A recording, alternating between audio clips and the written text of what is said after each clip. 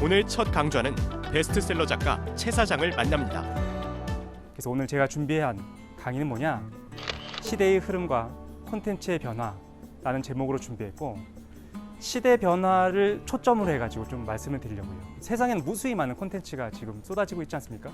그 무수히 많은 영상이든 음성이든 텍스트로 된 모든 그 콘텐츠는 두 가지로 저는 구분된다고 생각해요. 첫 번째는 시대적 흐름, 거시적인 시대적 흐름을 고려한 콘텐츠가 있고, 반면에 지금 이 순간에서 또 유행하는 것들, 트렌디한 것들을 찾아내면서 만들어지는 콘텐츠가 있다고 생각합니다. 요즘에 무수히 많은, 너무나 많은 콘텐츠들이 등장하면서 너무 경쟁을 하는 것 같아요. 가장 최신의 것, 가장 말초적인 것. 근데 그런 것들은 쉽게 사라지고 만다는 생각이 들기도 합니다. 어떤 콘텐츠가 오랜 기간 동안 살아남느냐? 조금 더 구조적인 것. 그러니까 시대의 흐름이나 아니면은 시간의 어떤 방해, 그런 것들을 뛰어넘어서 본질적인 콘텐츠는 오랜 시간 동안 읽히고 사랑받는다라는 생각이 들어요.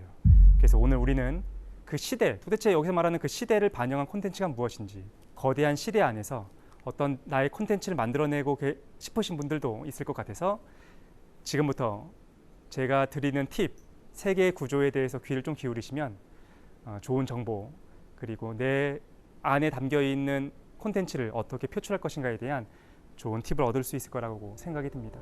어떤 사람들은 시대라는 것이 순환한다라고 생각합니다. 역사와 시대, 그런 것이 뭐 다를 게 없어. 지금 내가 살고 있는 건 모든 사람의 보편적인 모습이야. 특별한 건 없다라는 거죠. 조선시대에 살던 사람도 고조선, 고대 유럽, 중세 유럽, 어떤 시대를 살아갔던 사람들도 대부분 그냥 비슷하게 먹고 마시고 권력자의 지배를 받고 비슷비슷하게 역사는 반복되면서 나아간다라고 생각하는 사람들이 있다는 거죠. 두 번째로는 역사가 발전한다고 생각하는 사람들이 있어요. 아니 달라. 어제와 오늘은 다르고 오늘과 내일은 또 다를 거야.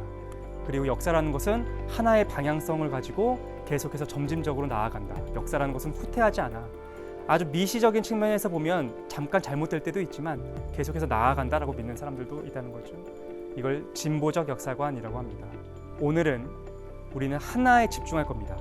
특히 서구인들이 많이 갖고 있는 진보적 역사관, 그것이 무엇인지, 실제로 서구인들이 바라보는 것처럼 역사가 진보해 왔다면 그 실체가 무엇인지를 서구 철학자 니체의 도움을 받아서 알아보려고 합니다. 우리가 한국 사람들이 가장 사랑하는 철학자 중에 하나입니다. 근데 막상 니체의 저서들을 읽으신 분들은 많지는 않은 것 같아요. 하지만 우리가 이름을 익히 들어봤던 아리스토텔레스, 칸트, 플라톤, 니체, 보통의 철학에 관심 없는 사람들도 한 번쯤 들어봤을 만한 아주 유명한 사람인 거죠. 니체가 도대체 왜 유명한가? 그거를 그의 책 중에 하나를 읽어보면서 한번 알아볼까 합니다. 그의 사상을 굉장히 잘 집약적으로 드러내고 있는 작품이 우리가 한 번쯤은 들어봤을 자라투스트라는 이렇게 말했다 라는 책에 집대성돼 있어요. 니체가 이 책을 쓰고서 너무 좋았어요. 자기가 쓰면서 놀란 겁니다. 아니 이렇게 잘 쓸 수 있다니 너무 놀란 거죠. 자라투스트라는 이렇게 말했다는 인류에게 주는 나의 선물이다. 자기 입으로 이렇게 얘기하는 거죠.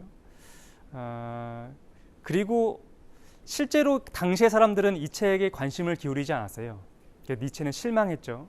하지만 보통의 우리처럼 그냥 막 실망한 게 아니라 뭐라고 얘기하느냐? 니체 이렇게 얘기합니다. 내가 너무 빨리 왔다. 일찍 태어나는 철학자들이 있다. 그래서 스스로 얘기하죠. 100년이 지나기 전에, 앞으로 내가 죽은 다음에 100년이 지나기 전에 내 책은 다시 읽히게 될 것이다 라고 예언을 하게 됩니다.